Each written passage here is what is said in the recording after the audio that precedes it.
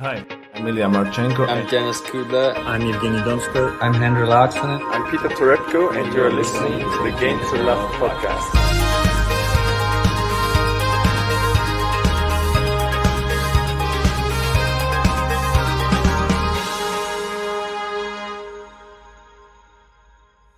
Hey, the Game to Love boys back again for, another podcast on the US Open with some, what did we say yesterday?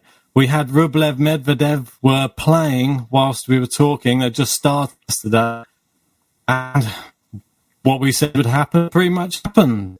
Medvedev and Rublev, they clashed pretty hard there in the first set. And Rublev looked like he might have been able to take it, but Medvedev reigned supreme in the end and keeps that, he's never dropping a set against Rublev, keeps it going.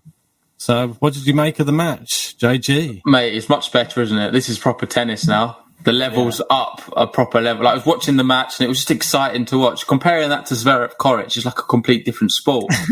These two went out, they was hitting the ball so cleanly, and it was just an incredible match, really. And I think before we skip all the way to the end of it, I don't want to go. I may as well start from the beginning. But what Rublev, what Medvedev said to Rublev after the match was, "Head up, mate. You played well. You played some good tennis." And I think he was right. I don't think Rublev played particularly bad in that match at all. No. I just feel like Medvedev was just too good, and a lot of you clicking on the video because it's titled about how Medvedev is the smartest player on tour. I think that is a big part of it. His tactics, the way he sets up before each match, he seems to sort of suss out every opposition and play in a different style. Other people on the tour don't do that. And he's just, it seems mentally and tactically a level above all the other players, in my opinion. Yeah, and I think that will be the difference in this tournament. Yeah, he has his chances and he takes them. And I think that's the key with someone like Medvedev. There was quite an interesting statistic in this match, which probably didn't realise, there was only one break point in the whole match, and Medvedev took it, and that was in the second set, obviously, when he won 6-3. Rublev in that set screaming in frustration, he couldn't even get close on Medvedev's serve, and it was just, do you know that there was only one juice the entire match? This is how crazy this match was. 3 really competitive sets, but not that competitive, it seemed, on each other's serves. Like, they weren't eating too much into each other's serves, but they're both super solid. And it just goes to show, let's just look at that tie break in the first set. I mean, Andrei Rublev sort of, I wouldn't say threw it away, but 5-1 up. That's a pretty good position to be in against Medvedev, and then 6-3. Did you see the post-match interview? What, with Rublev? The one with Medvedev? No, I haven't had a chance to see the one on court. So basically, he was saying how at 5-1 he'd conceived the set. He thought he'd lost the set. He was saying about 9 times out of 10, 5-1 down in the tie break. You more or less, that's it. That's the set. On to the next one. Yeah. And he had that same attitude in his head. He was thinking, okay, so what I'm going to do, and he broke down what he did in every point, and I thought it was just so fascinating to listen and sort of get inside his mind and what he was thinking at these moments. And he was saying, 5-3 at one point? Yeah, it was 6-3. 6-3. 3 set points. Taking them serves, what he did, his attitude was, because he was serving one of them, I believe. He went all out on that first one. He was like, at the end of the day, what I'm going to do now is, like, my second serve, I'm going to just go for it. And that's what he did. And he hit it like, I think it wasn't an ace, but it was unreturnable. He couldn't get there, Rublev. Yeah. And then he played the next point. When it got to 6-5, he then changed his approach altogether and he didn't play aggressive. He moved back. He moved behind the baseline a bit deeper and just played it very passive. And Rublev made a mistake, which allowed him then to get back into the match. And then from there, it's just tactics. It's like in-game tactics are just incredible. And he just seems to be a level above a lot of people. Specifically in that match, his counter-punching was just ridiculous. Yeah, the way Rublev was hitting really big, solid shots, but it felt like every time he was going for something like that, it was pushing him back even more, because Medvedev would pull out an incredible forehand cross court and just put him under pressure. which made it feel like Rublev, he just didn't know where to go. And he come to a point where all he was trying to do is just try and get it back without applying too much pressure on Medvedev, because he was scared if he applied any pressure, Medvedev would just fire one back. Yeah, he has and it was just a tactical battle. And just Medvedev, I think he's the man to beat right now. Well, he just has a way about him, and he has a interesting style on court that, like you say, you can either fight fire with him, and it might come back to bite you. But then he changes up his tactics so well.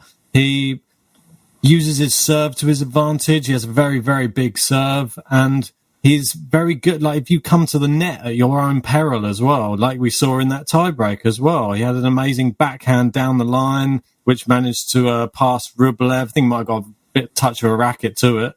Yeah. That just set up the set point, and then you see what he did with the set point straight away. Bang, ace. You give him one chance, he takes it normally, Medvedev, and don't have to ask him twice. And it was the same in that second set. It was all even, Steven, and something that was crazy, he had 2 games to love. Brilliant. Yeah. He had that in the second set. But that's how well he was playing on his own serve, though. And it's nearly unplayable. If you're getting that many games to love, it's ridiculous. And then he just stepped it up that little bit at 3-2 and just got that one break point. That's all he needs. And once he got ahead, that was it. And Rublev knows it as well. That's why he was so frustrated, smashing his racket down.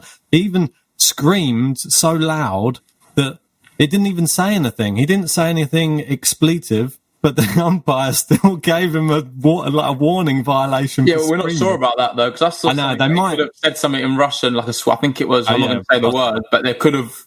We're not sure, because we don't speak Russian, obviously. But apparently they're going to analyse it, and if it was something, then he'll be fined. If it's not, then he won't, apparently. That's how they play it. Yeah. Which is fair. But yeah, then in that second set, there's quite an interesting stat. Medvedev only lost 3 points on his serve in the second set, that's crazy. Like, you're talking Grand Slam quarter-final here against top 15 player, and he lost 3 points in the set on his serve. Yeah. That's incredible. Quickly, before you go on, let's get to the chat. Lamb's here watching. How you doing, mate? Good to see Lamb. You. And we've also got Tatara. First time watching. Nice. Been a fan for a few months, so that's good. Oh, nice one. And yeah, I feel like it's fair, to be fair. Rublev did lose it after that tiebreak. After that tiebreak, it sort of zapped out of him. And it did feel like, obviously, these two are brilliant friends, Rublev and Medvedev. They've known each other for most of their life. I don't know if you saw the picture of them as kids. It was quite cool. Just seeing them in New York. I think Ostapenko was there in the middle as well.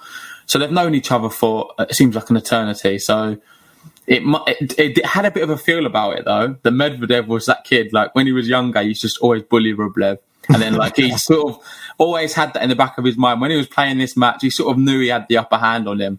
When you know someone that well, like, you just kind of know, I think I've got this guy. I've got it in control. And at not one point did I feel like Medvedev wasn't in control of that match. Granted, you could probably say when he was 5-1 down in the first set, it didn't look great. But even then, like, you could see he was building up to it, and he knows how he was to win not going anywhere. Yeah, he knows how to win against him for sure. Yeah, and I think something that obviously happened in that final third set, he had the medic out, didn't he? And he had a problem with that shoulder. And it looked like it was actually causing him a lot of trouble, because he did his first serve and volley of the whole match at 5-4 when he was serving for the match. So that's uncharacteristic. He was obviously not wanting to hit through the ball so much, and he did clever points to win it. He just held serve, and the final point of the match was a very tactically played point, and didn't have to exert too much more energy through that shoulder, and just got it over the line. Hopefully he can recover well for the semi. That's all.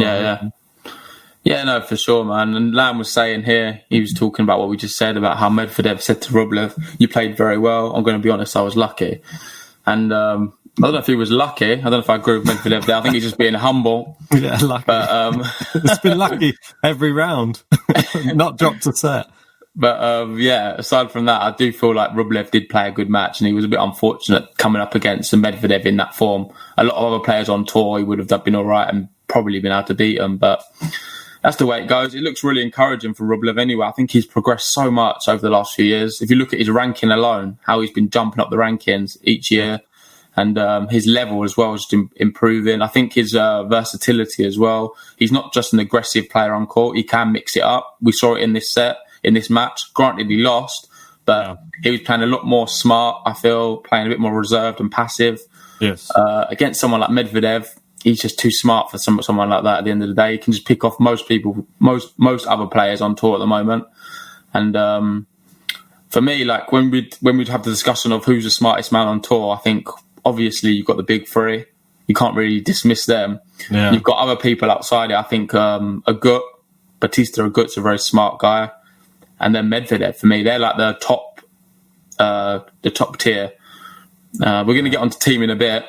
You could say he's in that discussion. He plays matches quite well. But I feel like he's got a lot to learn. But yeah. Well, I think we should. Yeah, I think that's a good segue onto him, to be honest. I think this is the one thing that I was saying yesterday. You've got to play with variety against Dominic Thiem, and you cannot go power for power with him. Because if you do it, you're going to be on the wrong end of a quick match at 3 sets. And unfortunately, that's what we saw. Alex de Minaur, I thought the tactics were all wrong to play Dominic Thiem. Obviously, it's a lot of pressure. It's a Grand Slam quarterfinal. But I thought he started all right. I think he managed to get break points back on team serve. He managed to break him, but he was getting broken back again very quickly. And do you know, I didn't realise there's quite an interesting statistic that coming into the match, Thiem hit 46% slice on his backhand. Oh, all right. Seems like a bit of a crazy stat, doesn't it? Yeah. But I can see why from this match, why he's been doing that as well. Because it's not firing that consistently. And he was running around the backhand quite a few times in this match and hitting that forehand, but the forehand was firing. Yeah. Really firing. And so much so that the commentator was, I don't know, he was going a bit over the top. I think he was in love with Dominic Thiem. He kept saying, I love this guy. Oh, look at that. Another amazing shot. All right, mate, calm down. So I was going to go and ask to marry him or something. Ridiculous. But yeah, in that first set, ADM not hitting the ball deep enough, and he's just going to clear up. If you're not going to mix it up enough, you've got to keep Dominic Thiem guessing. He didn't. And 6-1, fair reflection on the first set. I think the best analysis of that match was actually done by Alex de Minaur. Yeah. I'll get it up here because I do have it. He basically said, in essence, that at the end of the day, there's a big thing you can kind of tell, and there's a 6-year difference. I think that's one of the biggest things you can just tell, not just experience, but also physique, fitness. He's grown in his body. Now I've got to match that. Yeah. And I can kind of see that it is like a bit of a physique thing here. Oh, definitely. De Minaur is very much lean. I don't want to say skinny, but he's very lean, isn't he? Yeah. And he needs to sort of bulk up a little bit. He needs to be a bit more powerful, because if he's all right against other players on the tour, and I'm sure he's going to have a very lucrative career and win a lot of things. Yeah. But to get to that next level, he needs to have something, I don't know, a bit more muscle, a bit more power. Yeah. Because playing against someone like Thiem, he's that older guy, a little bit more experience, and they will pick you off. Like, you can look at a really good example I saw online was David Ferrer. He was quite a small guy, but he was very muscular, and his forehand can get him out of any problems. Yeah. And that's what you need, I feel, to be able to get to the next level and take to that in Grand Slams, to be getting to semi-finals, finals, and even winning them. You need to have that extra sort of weapon. And at the moment, Alex de Minaur's got a brilliant overall game.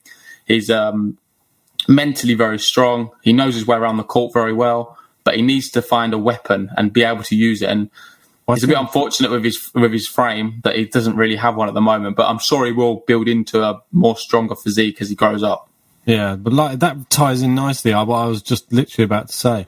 His serve needs to be bigger. He's only won in that match. He was winning 35% of points on his first serve. which is terrible. And you're never going to be good enough to compete at the highest level on the men's tour and get to those semi-finals and those finals without a better serve.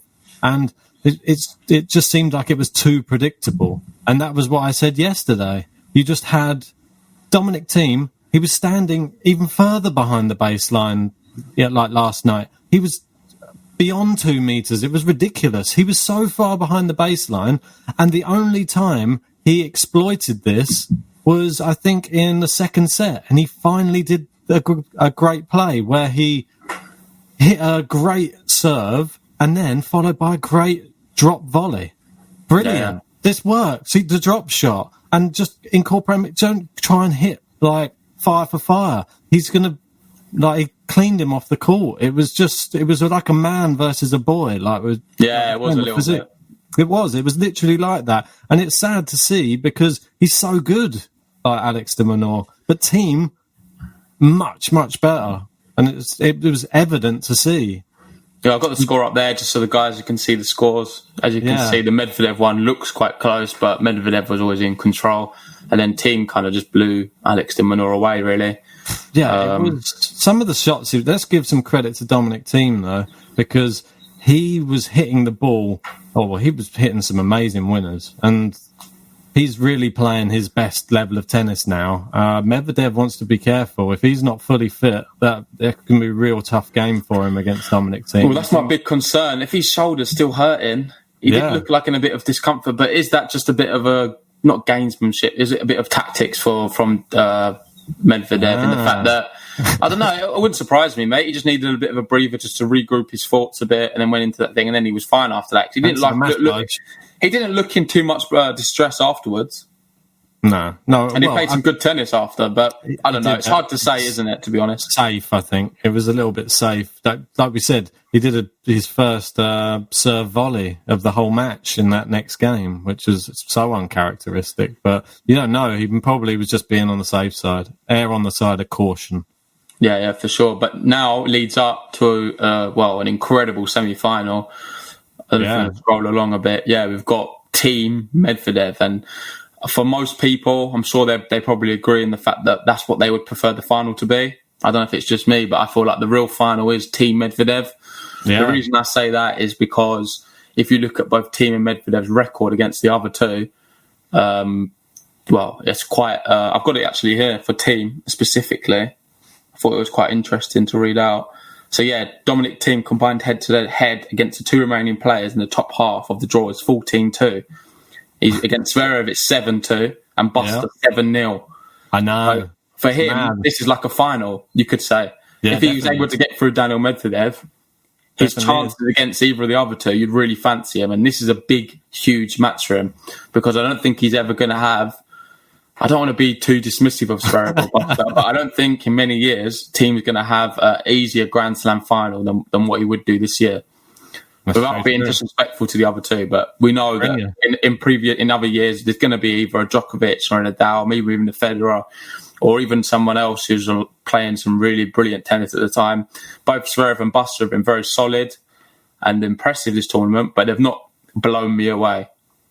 Well, Lamb's bringing up an interesting point there. In the comments, he's just saying his Thiem a mix between Nadal and Federer because he is a one-handed backhand like Federer, but he has that strong determination like Nadal, which is, a very good observation. He does sort of encompass two of the main traits from those two great players. And something I would like to add quickly, Ben, before you go on, is with Medvedev, I spoke about earlier how I feel like he's arguably the best counterpuncher in the game right now in tennis. Previously in the past, we've seen the likes of Leighton Hewitt as one of the brilliant top guys at it. And in most recent years, we're still playing now, is Rafael Nadal, one of the best in the game. And I feel like Medvedev at times resonates that. And I think with his tactical ability and the way he is able to counterpunch in situations where he's put under pressure, I think he's got a real good opportunity. And against someone like Thiem, who is quite an aggressive player, I do feel like Medvedev can sort of change his game to try and play a bit defensive at times, more defensive than what he did against Rublev, but still come out on top and sort of wear him down. But saying that, I don't. To be fair, there's a big point. What I saw actually. What if this match was to go to 5 sets and be a really grueling match, whereas the other one gets done over and done with in a few hours, 3-0. I'm not sure which way. would we then see a big a switch in the final? We've seen it in many years in the past. I know Wimbledon in 2018, it was very evident with Anderson. He had a massive long match in the semi-final, played the final the other day against Djokovic, and then, Djokovic played at like 30% and beat him, just no battle at all. Anderson was just lucky he was just walking around. He couldn't even move. He was so tired. I think that one went to it was quite a long 5th set. It's not going to be that long, hopefully. But even so, a 5-set thriller could take it out of either of them two, and it could put them sort of a hindrance against a Zverev buster. I hope we don't see it, but it's just a thought. Zverev's probably licking his lips, hoping for a 5-setter in that one, and hoping he can just squeeze Parker. The way that Zverev's been playing, he's probably going to be Zverev in 4 again. Start slow, lose the first set, and then start pinging down aces again for the final 3. But that's what I personally think is going to happen again. I think Zverev will start slow, and Buster will probably come out and take the first, and then I think Zverev will take over. So, out of the Medvedev team match, who do you think is going to win that one? That is so tough to call. I'm now at... They've not played each other much, have they, really? I was looking at 3 times. It's only the 3 times. And the most recent one, was it in Rome? On clay, I believe? I'm not sure. Let me do that. I've just got... Yeah, get it out. I was just watching the video. I'm not sure if it's the most recent one. I was just watching the video on YouTube. I saw Tennis TV post it earlier. And it's interesting because there's not much sort of history between the two of them. So that's why I feel this match is a bit uncertain, and no one really knows what to expect. And this is a Grand Slam as well. It's a bit of a different occasion as well, especially knowing that if either of them win this match, they will be the outright favourite for the final. So I've got it here. To be holding the trophy, which is just incredible, really. So I've got the results of their 3 matches here, and the results of them were the last time they played was in the Canada Masters, which was in August in 2019, and Daniel Medvedev actually beat Dominic Thiem in that one. That was on hard court. That was 6-3, 6-1, but don't forget that was in that run where Medvedev was literally clearing up. I don't know if you want to zoom in a little bit then. It's a bit tricky. All right, apologies. So, so just this one here. You can see that there. Those are the three matches that they played each other. We've had... Yeah, it's Barcelona. That's it. Sorry. That was in Barcelona as well. That's the one I was watching. That was the final of Barcelona. Medvedev took the early break in that. It looked like quite a good match, but Thiem, we know what Thiem's like on clay. He's a bit of a different animal. Yeah, and he took that to him. So that's why it's going to be a complete different thing. But looking at hard there, it's 1-1, really, isn't it? I think this is all going to be dependent on how well Medvedev serves this match. If Medvedev serves well, I think we could be in for a very long evening. And I think it could be... I could possibly go to 5, I think, this match. I think it has all the makings of it. The way Thiem was playing... I don't think Medvedev will want that. I think he wants it in 3. I'll tell you why he wants that, because he could become... So far, he's the only player left in the tournament to have not dropped 1 set, and he could become the first player at the US Open to not drop a set and win the tournament in the Open era. It's never happened before. I can't see it happening. I can see both players winning a set in this. Yeah, for sure. But I'm sure Medvedev, that's a pretty cool, impressive title to have. Yeah, to do a whole Grand Slam without dropping a set is wow. That's just remarkable. Yeah, that would be incredible if he could actually achieve it. But after seeing that little niggle, and he actually was cramping as well, which is crazy. And then 3 sets, and he was cramping against Rublev. Yeah. It's crazy to see somebody so fit like he is.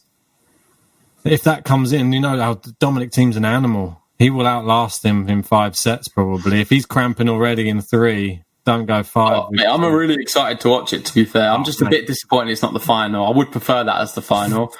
But saying that, Medvedev, I think he's such a character. And out of the 2, I kind of want Medvedev now. I know I've been a massive Thiem fan in the past, and I feel like a bit disloyal going against Thiem. And it would be nice for either of them, really. I'm kind of on the fence a little bit, but I'm just edging a little bit more towards Medvedev purely because of his whole character. And I just love some of the things he said after the match. And so he's just very funny as well, I find. I don't know if you've seen some of the videos where he's like mocking Rublev's hair. He calls him Yannick in the changing rooms because he says he looks like Yannick Sinner. He does, definitely. And one of the things he was saying, because obviously last year, I don't know if I'll get it up, last year he had a few issues with the US crowd, didn't they? A lot of booing, and he sort of rose to that occasion and was just kind of like... he made it sort of his shtick for the whole tournament, didn't he? Yeah, well, he used the negative energy and allowed him to push him forward, and he was like, "Oh, keep it coming. With this energy, you're going to get me all the way to the final," which he did. Yeah. And he almost won it against Nadal, but Nadal was just too much on the day. Won a lot of fans there, didn't he? Yeah, but what he said was quite funny. He was like, "I actually missed the crowd because I think they would have been supporting me from the very beginning. It could have been like a love story." It could have been quite possibly, and it still might be, because if he goes and wins the whole tournament without dropping a set, that would be some crazy. Yeah, but he's joking, because at the end of the day, they would be booing him right now because they don't like him. I think he's one. The US crowd, they're not fans. I know the US fans are very fickle. They're a tough bunch. Yeah, very. They support their own stock. That's for sure. And they will probably cheer people if they miss second serves, first serves, all this type of stuff, which I don't really agree with. But yeah, saw one Agassi match and it was like that before, and it was just anything the other guy did, it was just like they just cheered. Like he could have fallen over and like broke his arm, they would have cheered. It's just ridiculous. Yeah, before we go on to the women, Tara makes a great point about something you said. Don't forget Medvedev has a style of cramping and seeming like he's weak and done, and then he goes tank mode, just like last year's final versus Nadal. Yeah, he has it but he has that sort of mentality where he will never stop. He just constant grind, and that wears on people.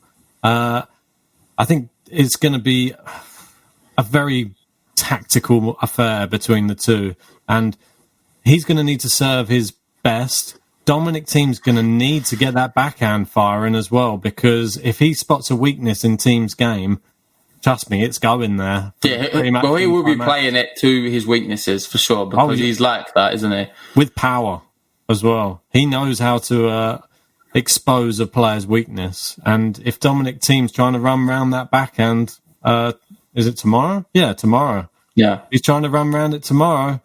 It's going to be in for a very, very tough match, and there's going to be a wide open court that he's going to be hitting into.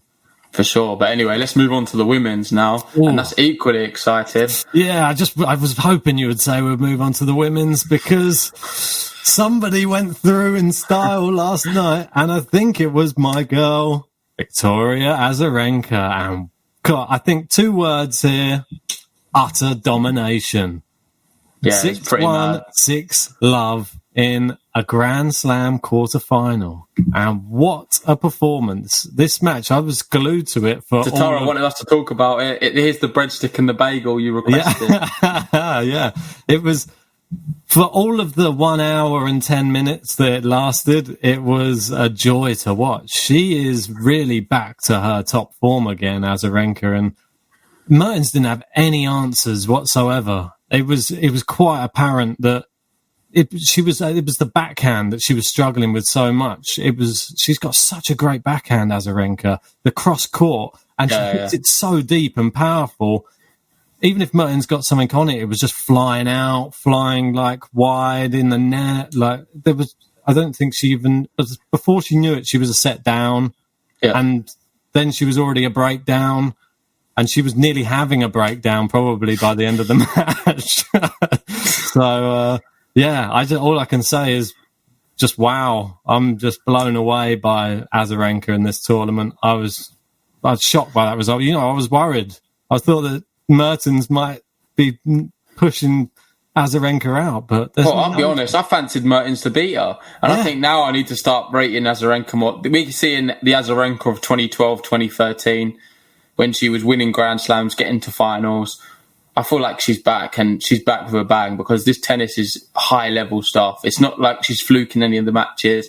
I think she's gone 10-0 now on her run, and it's just really impressive. Like, this Victoria Azarenka is the one we want to see, and to be playing against Serena Williams, that matchup, to be knowing, no one would ever be thinking in 2020 we're going to be seeing a semi-final of the US Open of Azarenka, Serena Williams. People would be like, what are you talking about? Love that. It makes for such a great story for this US Open. And two greats in the game heading off in a semi-final. I think it's going to be super exciting. So we could potentially look at the 4 left in. And they are definitely the best 4 people who have been playing in this, and without doubt. Yeah. You've seen their form. Brady, scary. Osaka, she's on the warpath, and wouldn't want to get in her way. Serena Williams just digging out those comebacks and just do it like the Serena of old, somehow staying in it.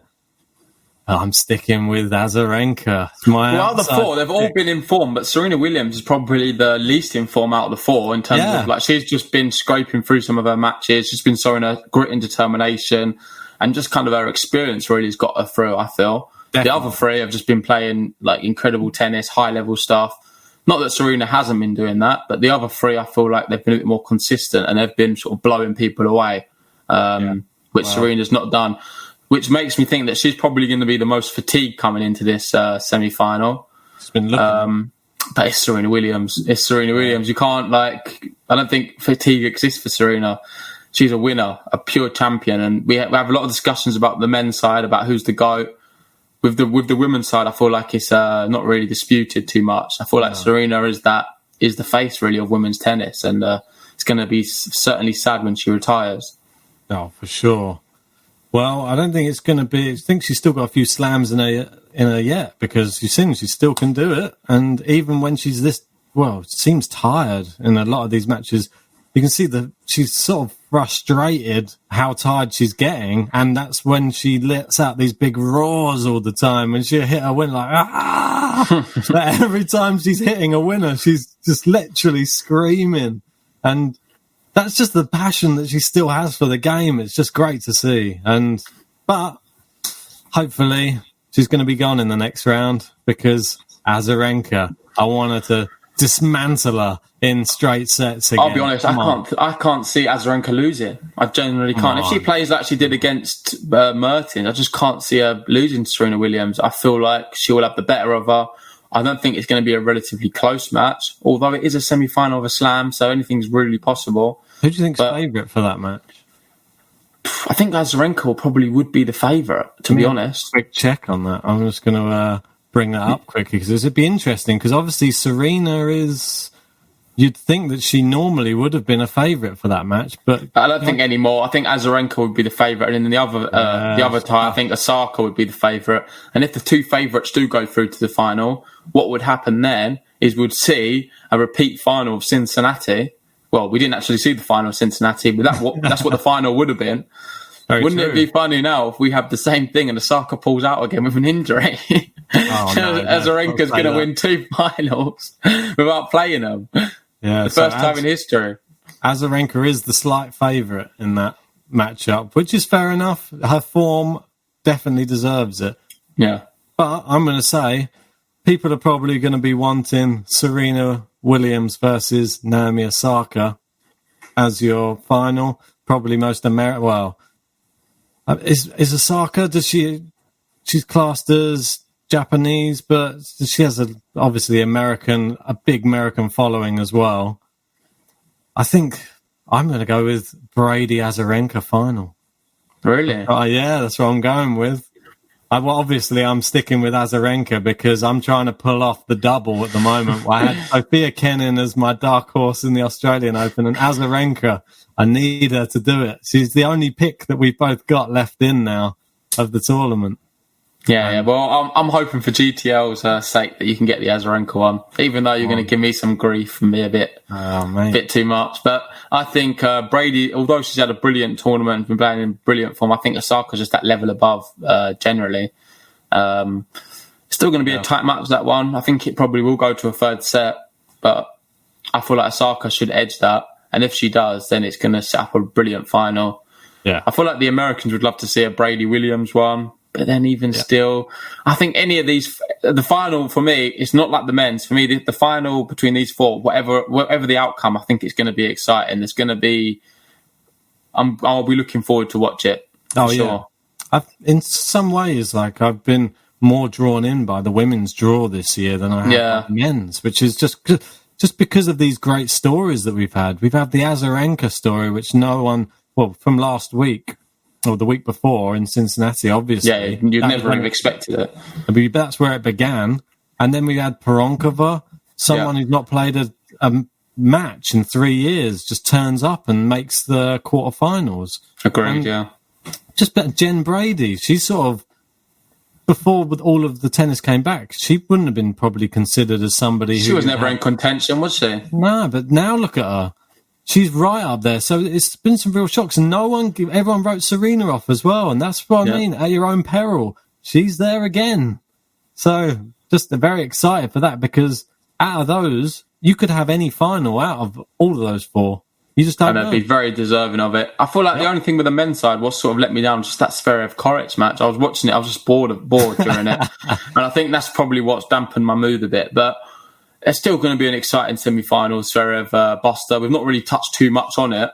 So I don't know if you want to do a quick one now. We'll just give our thoughts on that match. I think you've already said that you feel like Buster could come out fast, win the first set, and then Zverev will come back and win in 4. Is that right? Yeah, I mean, that's what I think. That's just off how Zverev has played throughout the tournament. I'm just basing it on that. It could quite easily be a Zverev straight sets. If he turns up and he's the Zverev we all know he can be, he can. I think you're still being a bit dismissive to Buster. He's a good player. Buster could win the whole thing. He could win the whole tournament. What do I know? I know nothing. He could literally turn up and then just beat him, then beat Medvedev or Thiem as well. I don't think so though. I think for the sake of the final, it would be better for Zverev to win that match, because I feel like Buster against either Medvedev or Thiem won't be much of a final. I think it will be a very one-sided affair. So I think Zverev will be able to provide a bit more of a battle, especially the fact that I think he's got the more favourable head-to-head against Medvedev, maybe, or it's quite in the balance. Let me look. I don't have to get it up. If not, it's fine. I want to see it now. Now you've said it. I don't think it's. I think Zverev's beaten him on a few occasions and some big, maybe some finals even. I'm going to have a look, just because I can't go without knowing now. Yeah, no worries. They've played each other. Ooh, some interesting statistics here. This one will be interesting to see. So, 5-1. Yeah, look at that. Pretty crazy. All on hard court as well. Yep. So, and the last one, tour finals there. In the round robin, he beat... I don't know if you want to zoom in a bit, Ben, just to see some of them. Yeah, apologies. No worries. So, do you want me to go in more? Yeah, that's okay. Yeah. I can see it more now. Okay. All right. I can probably make it a little bit wider as well, so you can see a bit more. There you go. No, nice. Yeah. So, there you go. So, pretty convincing as well every time he's won. That's what I'm saying. So, I feel like that would be a better final. In fact, that I think Medvedev's playing a lot better now than then. Yeah, but still, he's got that mental edge over him, and that's a pretty impressive head-to-head. A lot of people would not have known that. I did know that Zverev had the head-to-head on Medvedev, but I didn't know it was by that much, to be fair. Based off that, I feel like that would be a more exciting final than, say, Medvedev-Buster or Thiem-Buster. Team's played him 7 times and beaten him 7 times. Even Thiem Zverev is 7-2, I believe. Yeah, 7-2 is a lot, isn't it? Yeah. But anyway, it's a US Open final. Anything's possible. We've seen that already so far this tournament. Yep. If you guys have got any questions you want to ask us now, feel free to do that. If not, we'll be doing another podcast tomorrow, most probably. And then, what's it tomorrow? Is it not the... Oh, yeah, tomorrow's Friday. Yeah. And then Saturday, we're going to be doing a live stream for the US Open women's final. And then, obviously, Sunday, we'll have the big one, the men's final as well. We'll be covering all of that. Hopefully, we're going to get a good live stream set up. We're still trying to get our live scores and everything. But it's a work in progress anyway. Thanks, guys, for tuning in. Do you have anything left to say, Ben? No, yeah. just follow us on all the platforms, really. Spotify, Apple Podcasts, and just leave us some comments. We always like to hear the feedback and any questions any of the people who are watching have got. So, I'll leave it with that. Nice one. I think we'll wrap it up there then. Thanks, guys, for watching, and we'll see you soon. Cheers, guys.